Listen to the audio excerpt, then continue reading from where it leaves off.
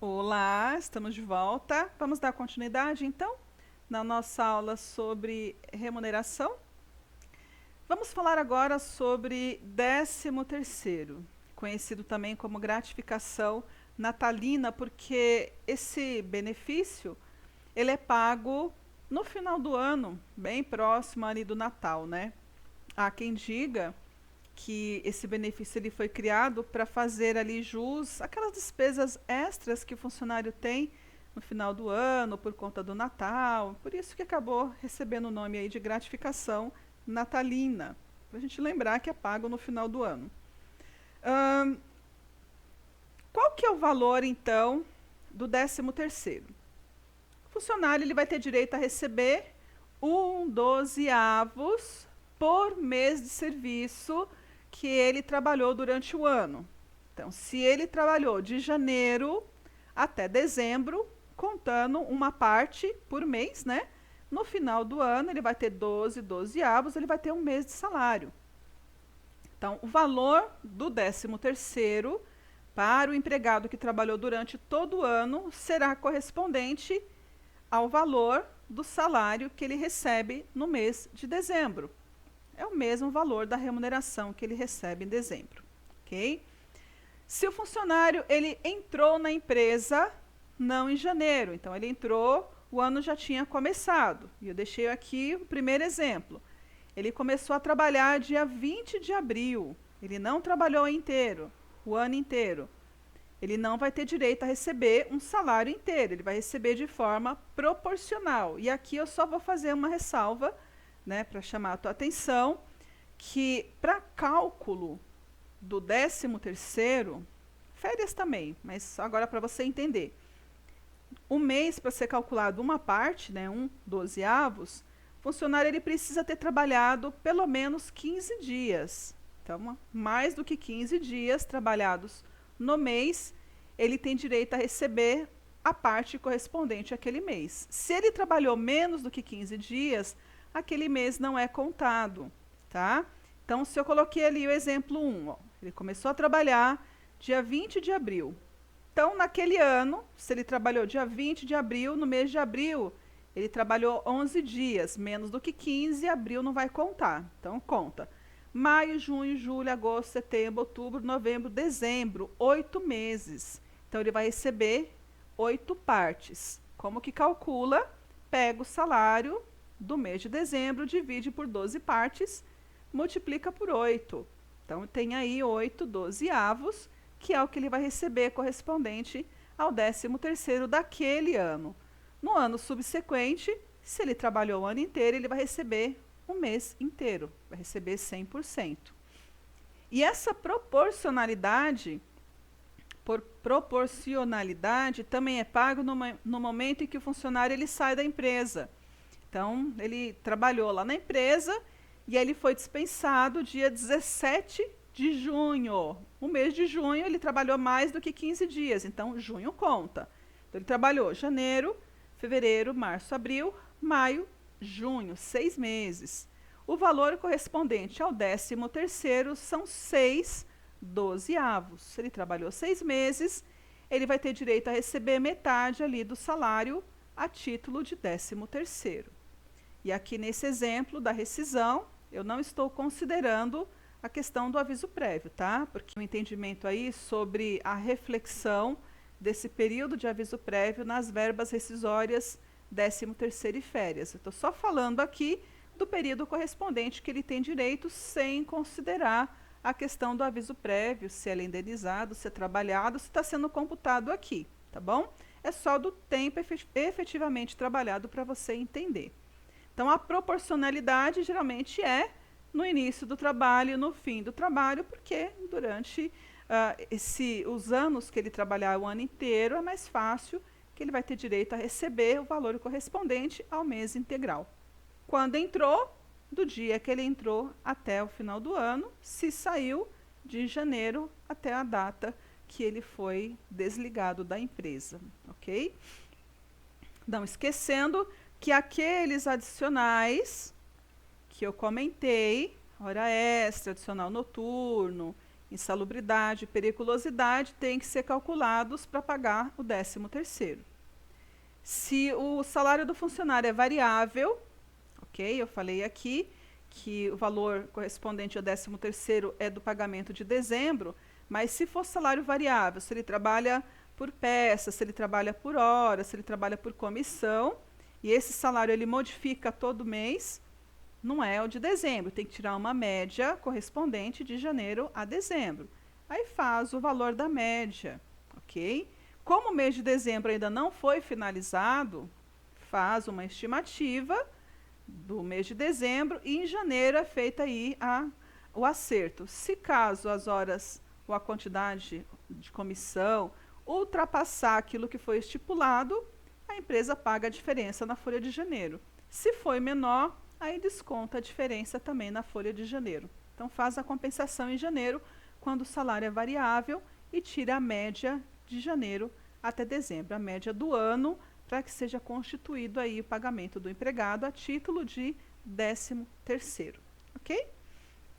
Quem tem direito a receber o 13º, então, todos os funcionários, proporcionais ou integral, né, o valor.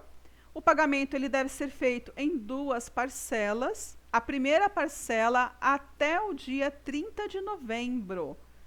Por que até? Porque o empregador ele pode pagar em qualquer outro período do ano. Inclusive, ele pode pagar junto com as férias. Então, se o funcionário ele quiser, lá no mês de janeiro, ele faz a solicitação e fala, olha, eu quero receber a primeira parcela do meu 13º junto com as férias. Quando ele sair de férias, o empregador ele antecipa. E a segunda parcela é paga até o dia 20 de dezembro, ok? Que é a segunda parcela aí que deve ser pago a todos os funcionários. A gente vê algumas empresas, mas aí mediante acordo coletivo e convenção coletiva, acaba pagando uma parcela única entre 30 de novembro e 20 de dezembro. Então, eles antecipam um pouco esse pagamento do 20 e atrasa, mas só pode ser feito isso se tiver acordo coletivo ou convenção coletiva. Se não tiver previsão na negociação coletiva, esses prazos precisam ser respeitados. 30 de novembro, até 30 de novembro, primeira parcela, até 20 de dezembro, segunda parcela aí do 13º salário. Férias, vamos falar sobre férias. Férias é um direito que o funcionário tem de descanso pelo período de 30 dias após ele ter trabalhado 12 meses. Então, inicialmente ele precisa ter trabalhado 12 meses, depois que ele trabalhou, aí ele tem direito a descansar 30 dias. Vamos dar uma olhada aqui, para a gente entender como que funciona esses períodos, né, aquisitivo e concessivo das férias. Imagine, hipoteticamente, que o funcionário ele tenha começado a trabalhar dia 1º de junho de 2017. No dia 31 de maio do ano subsequente, 2018, ele completou aí 12 meses de trabalho, que é correspondente ao período aquisitivo. Depois que ele adquiriu o direito, o empregador tem 12 meses para conceder as férias ao empregado, que aí esse período é chamado de período concessivo. Tá a parte de baixo aqui. A partir do primeiro período aquisitivo, sempre vai ter um período aquisitivo e um período concessivo ao mesmo tempo. Eles serão coincidentes. Porque durante esse período a empresa tem para conceder as férias ao empregado, ele começa a contar um novo período aquisitivo. E aí, venceu o segundo ano de trabalho, começa a contar o segundo período concessivo, e assim sucessivamente. Então, se você vê que eu coloquei aqui, ó, as chaves coloridinhas para a gente entender que o período concessivo é referente àquele primeiro período aquisitivo, o segundo período concessivo ao segundo período aquisitivo, o terceiro período concessivo, relacionado àquele terceiro período aquisitivo e assim sucessivamente, ok? Por que a gente tem que entender isso? Segundo a legislação, as férias precisam ser concedidas aqui, ó, dentro do período concessivo. Se porventura elas não forem concedidas, o empregador tem que pagar as férias em dobro, tá? E esse pagamento em dobro, ele é indenizatório, não significa dizer que o funcionário não vai descansar, não. Ele vai descansar, ainda assim a empresa tem que pagar mais um valor, mais uma remuneração para ele, a título de indenização, porque não concedeu as férias no período especificado do período concessivo. Por isso que nas empresas fala, tem que conceder as férias porque vai vencer a segunda. Vai vencer a segunda. É justamente isso, ó. Então, quando venceu a segunda férias, né, o segundo período aquisitivo, esse primeiro período tem que ser descansado, porque se não for, a empresa vai ter que pagar dobrado, ok? E aqui sucessivamente, eu coloquei aqui, que é em 2020, o ano que nós estamos, mas aí se o funcionário ele continuar na empresa, isso vai sendo computado até o momento em que ele sair da organização, ok? Sempre adquire primeiro, no ano seguinte ele vai descansar. Ao mesmo tempo em que o período concessivo está contando, começa-se a contar um novo período aquisitivo para adquirir novas férias, ok? E aí vai sucessivamente.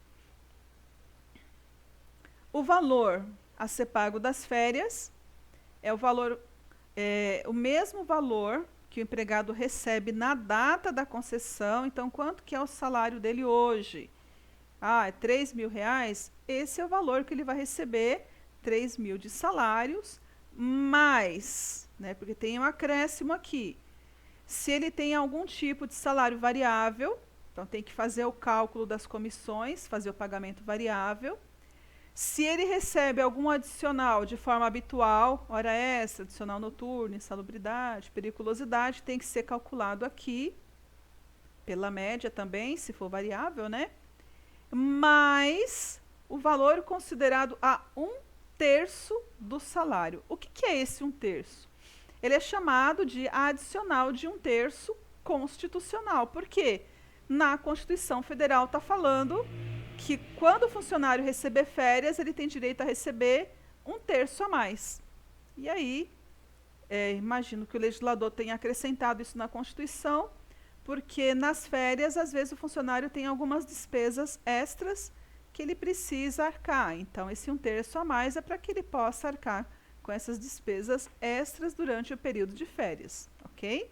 Então, salário mais os adicionais, se forem variáveis, né, pega a média. Se o salário for pago por base em comissão, hora ou por peça, tem que ser feita a média também dos 12 meses, para saber qual que é o valor correspondente que ele vai receber ali naquele momento, mais 1/3 que é definido lá, estipulado pela Constituição Federal. As férias elas devem ser pagas de forma antecipadas até no máximo 2 dias antes do seu início. Então, quando o funcionário for sair de férias, 2 dias antes no máximo, a empresa já tem que fazer o pagamento de forma antecipada. Então, se ele sai 30 dias de férias, ele vai receber os 30 dias adiantados. Então, geralmente, quando o empregado volta, é complicado porque ele já recebeu o salário antecipado. Então, ele só vai receber depois de ter trabalhado outros 30 dias. Então, tem que deixar isso claro para o empregado, porque ele não pode se confundir, né? Se ele sai de férias, recebeu adiantado, ele chega na empresa, ele quer receber de novo, aí não vai dar certo, porque ele já recebeu, ok? O que é abono pecuniário? Abono pecuniário é a possibilidade de converter em dinheiro até 1/3 do valor das férias. Então, eu coloquei aqui, entre aspas, vender, né? Então, nas empresas, a gente costuma ouvir falar, você vai vender as férias, vai vender as férias. Então, é como se fosse uma venda das férias. A lei não permite vender o período integral de férias. Ela só permite que seja feita a conversão em dinheiro de 1/3 das férias, é chamado aqui de abono pecuniário. O empregado que ele queira fazer essa conversão, ele poderá pedir para o empregador, que ele quer receber, no caso, essa parte em dinheiro, e esse pedido ele tem que ser feito, no máximo, até 15 dias antes de terminar o período aquisitivo. Então, ele já está terminando lá, está completando os 12 meses de trabalho, né? Aí ele fala, olha, quando for pagar as minhas férias, eu gostaria de vender, de converter lá 1/3 em dinheiro. E aí o empregador faz a conversão. Se ele tem direito a 30 dias, por exemplo, ele sai 20 dias de férias, ele descansa 20 e recebe 10 em dinheiro. É proibida a troca de faltas por dias de férias. Então, imagine que o funcionário faltou um dia. E aí fala, não desconta do meu pagamento não, abate das minhas férias. Pode? Não pode. Nós temos uma tabelinha aqui, que foi feita pela legislação, né, que permite a quantidade de faltas dentro de cada período aquisitivo e como que isso impacta na quantidade de férias. Trocar um por um não pode. Só que todas as faltas, e aqui não são qualquer tipo de falta, são as faltas injustificadas. Se você quiser saber mais sobre falta injustificada, na aula sobre jornada de trabalho, ok, que eu preparei, lá eu explico cada uma das faltas que são consideradas justificadas, falo sobre falta injustificada, quais são as implicações, como isso precisa ser tratado com relação ao descanso semanal remunerado. Aqui é com relação às férias. Então, se o funcionário ele faltou, essa falta não é justificada pela legislação, precisa ser contabilizado para, no momento em que for concedidas as férias, ser feita aí a adequação. Então, aqui tem as férias proporcionais, a gente utiliza isso, na verdade, no momento de cálculo, mas principalmente para a concessão das férias coletivas, que nós vamos falar já já. Mas a parte de baixo aqui, que seria as férias totais, 12 dozeavos, né? Se o funcionário ele trabalhou os 12 meses para o período aquisitivo de forma contínua, ele pode ter até 5 faltas. Então, se ele faltou até 5 vezes dentro do período aquisitivo, ainda assim ele vai ter direito a 30 dias de férias, ok? Se ele faltou de 6 a 14 vezes, ainda assim ele vai ter 24 dias de férias. Se ele faltou de 15 a 23 vezes, ele vai ter direito a 18 dias de férias. Se ele faltou de 24 a 32 vezes durante o período aquisitivo e ainda assim continuou na empresa, né, não foi mandado embora, ele ainda vai ter direito a 12 dias. Se ele faltou mais do que 32 dias durante o período aquisitivo, aí ele perde o direito às férias, tá? E aí ele não vai ter mais esse direito a sair de férias quando finalizar o período aquisitivo. Além de perder o direito às férias, quando o funcionário ele falta mais do que 32 dias no período aquisitivo, existem outras hipóteses que ele pode perder esse direito a sair de férias. A próxima hipótese é quando o funcionário é mandado embora ou sai da empresa e ele não é readmitido dentro de 60 dias. Então, se ele saiu da empresa, pediu a conta, foi mandado embora, e aí ele volta a trabalhar na empresa dentro de 60 dias, é considerado o período desde quando, o período aquisitivo, né? Desde o último período aquisitivo. Esse período de afastamento dele não é considerado rompimento de contrato, não começa a contar um período novo, o período ele continua contando. Por isso que muitas vezes, né, a gente ouve falar nas empresas que o funcionário ele só é readmitido depois de 3 meses. Por quê? Para quebrar o vínculo. Porque o entendimento é que se ele for readmitido dentro de 60 dias, o vínculo empregatício ele ainda tem continuidade, ele não foi rompido. Para ter o rompimento e contar um novo período aquisitivo, começar a contar um novo período, tem que ter passado mais de 60 dias da saída dele anterior ao retorno dele posterior. Se ele voltou, então, dentro de 60 dias, ele não vai perder o direito.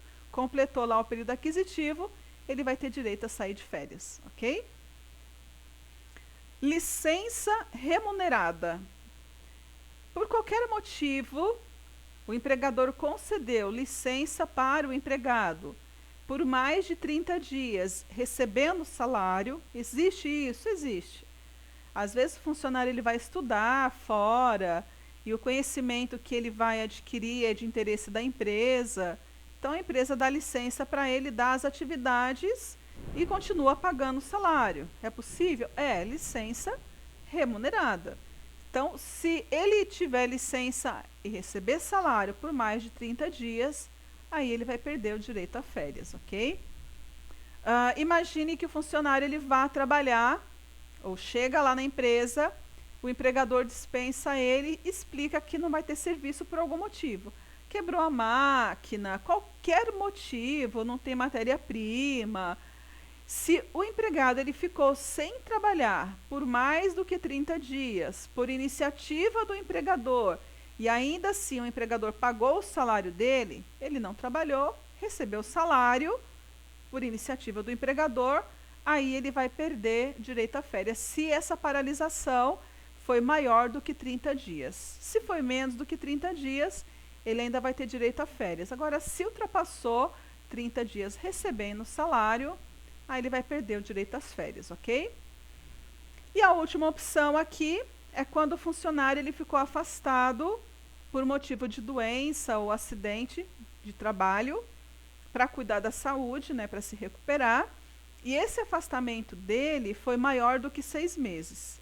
Então, ele ficou afastado ou mais do que 6 meses de forma contínua, ou também de forma intercalada. Ficou 15 dias, depois mais 30, depois mais 20, depois mais 60. Somando tudo, se deu mais do que 6 meses de afastamento, assim também ele perde o direito a férias, tá? Então, em qualquer uma dessas hipóteses, assim que o funcionário ele volta a trabalhar, começa a contar um novo período aquisitivo, para que então, depois de 12 meses, ele passa a ter direito a receber, descansar os 30 dias de férias, ok? Quando que as férias deverão ser concedidas? A critério do empregador. Então, ele poderá conceder, como eu falei, dentro do período concessivo, mas no momento que lhe for mais propício. Ele que precisa entender, o empregador, qual que é o melhor momento para que ele fique sem o empregado. Não é o empregado que faz a escolha, quem escolhe é o empregador. Só tem 2 exceções com relação aí à escolha da concessão do melhor momento pelo empregador. Primeiro, se o empregado for estudante, menor de 18 anos, ele tem direito de coincidir as férias do trabalho com as férias escolares. E a outra exceção, diz a legislação, que quando numa mesma empresa 2 membros da mesma família trabalharem juntos, diz aqui que poderão, né? Então, eles poderão pedir para o empregador e ele poderá conceder desde que a saída dos 2 ou mais ao mesmo tempo não tragam prejuízo para o serviço. Então, se os 2 puderem sair, os 3 ou sei lá eu quantos que trabalharem, puderem sair de férias ao mesmo tempo, e isso não trouxer nenhum tipo de prejuízo para o serviço, a empresa poderá conceder ao mesmo tempo a pedido dos empregados. Com exceção dessas 2 hipóteses, quem define o melhor momento é o empregador. É ele que vai definir, ok? E não pode começar férias em sábado, domingo, feriado, folga, né? Tem que começar num dia útil, porque sábado, domingo, feriado já é dia de descanso. Precisa começar, então, em um dia útil para que esse período seja computado corretamente, ok?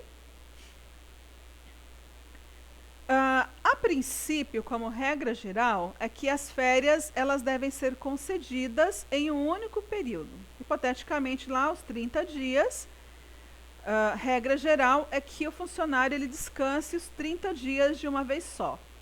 De forma excepcional, a legislação permite que essas férias elas sejam divididas em até 3 períodos, desde que um deles não seja menor do que 14 dias e os outros 2 não sejam menores do que 5 dias, tá? Então, agora é possível fracionamento aí dentro do período concessivo, né?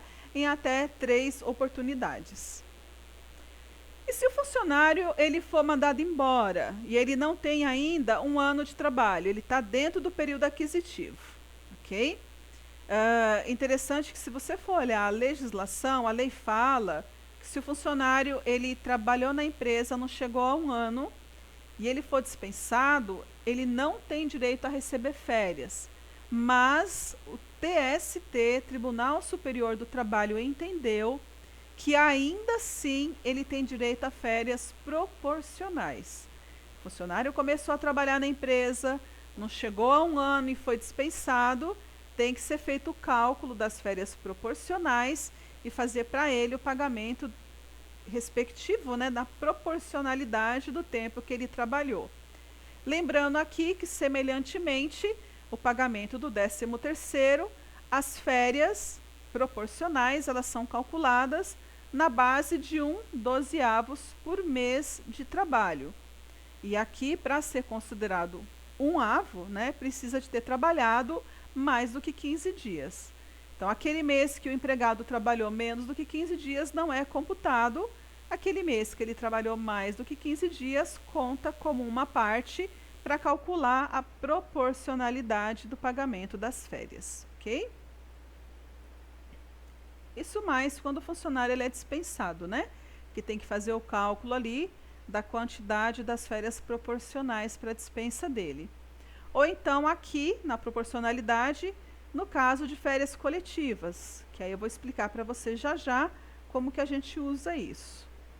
O que são férias coletivas? Né? O nome já diz, é férias em que todo mundo para ao mesmo tempo. A empresa inteira para. As férias coletivas elas podem ser concedidas para todos os funcionários da empresa ou alguns departamentos. Imagine, então, hipoteticamente, que o setor produtivo não possa parar, a empresa ela precisa continuar trabalhando. Então, quem trabalha no setor de produção continua trabalhando e ela dá férias coletivas para o administrativo, por exemplo. E, geralmente, as férias coletivas elas são concedidas no final do ano, né? No período das férias ali, de Natal e Ano Novo, geralmente elas são concedidas nesse período, mas não é obrigatório que seja especificamente nessa época, mas geralmente, mais comumente é. Como que deve ser, então, a fixação dessas férias? Quando há acordo coletivo, convenção coletiva, vai estar estipulado lá o período, a periodicidade, senão quem vai definir é o próprio empregador, ok? Não esquecendo que as férias coletivas, diferente das férias individuais, as coletivas só podem ser divididas em 2 períodos. E nenhuma delas pode ser menor do que 10 dias, tá? Presta atenção nisso, porque a regra aqui não foi alterada, não. Somente as férias individuais. As coletivas só podem ser divididas em 2 períodos. Como que fica, então, a concessão das férias? Imagine que chegou lá em dezembro, sai todo mundo de férias. O funcionário acabou de chegar. Ele começou a trabalhar dia 1º de novembro. Ele não tem ainda um ano trabalhado. Lembra que nós falamos que para ter direito a férias, ele precisa ter trabalhado primeiramente 12 meses para ter o período aquisitivo? E nas férias coletivas? Ele entrou em novembro, não dá para ele trabalhar sozinho, a empresa parou, fechou.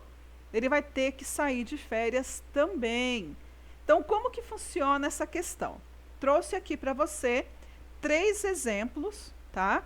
E o caso específico é que a empresa ela vai conceder férias coletivas no mês de dezembro durante 15 dias. Essa aqui é a situação hipotética.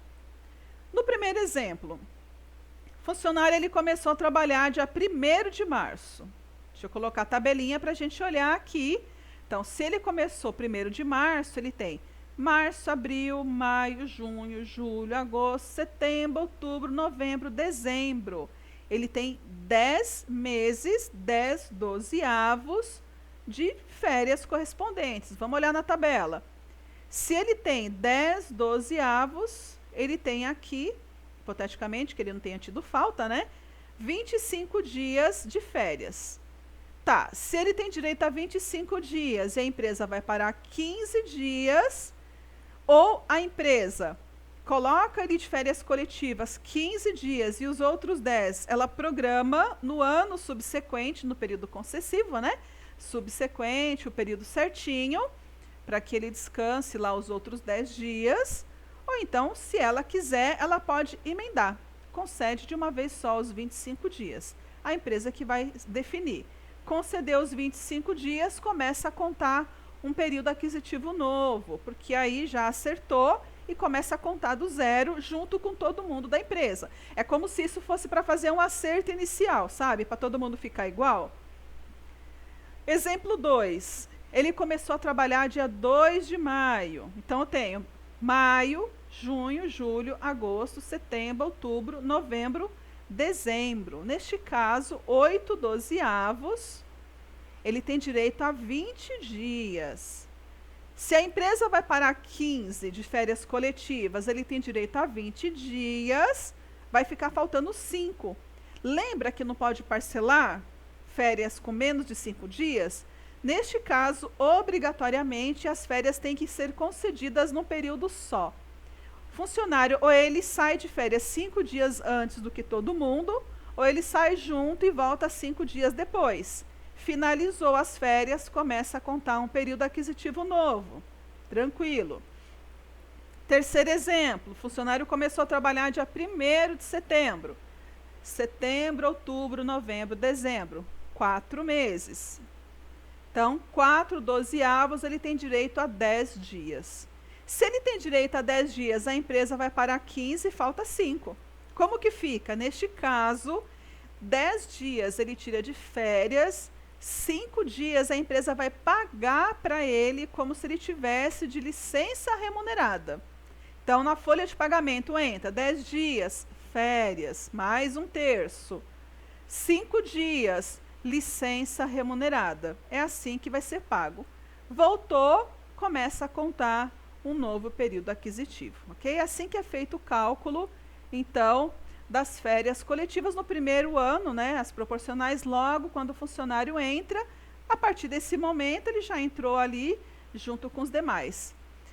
Neste caso das férias coletivas concedidas de 15 dias, o que falta para os demais, que já tem lá o período aquisitivo, tudo certinho computado, durante o ano a empresa vai fazer a programação dos restantes, né, dos 15 dias que faltaram, para que esses empregados eles possam descansar aí mais 15 dias em outro período diferente do que esse período de férias coletivas. Já falei, tá? Então, se passou o prazo da concessão, então terminou o período concessivo e as férias não foram concedidas, o funcionário não descansou, obrigatoriamente a empresa vai ter que pagar um salário a mais de indenização. Vai ter que fazer o pagamento dobrado.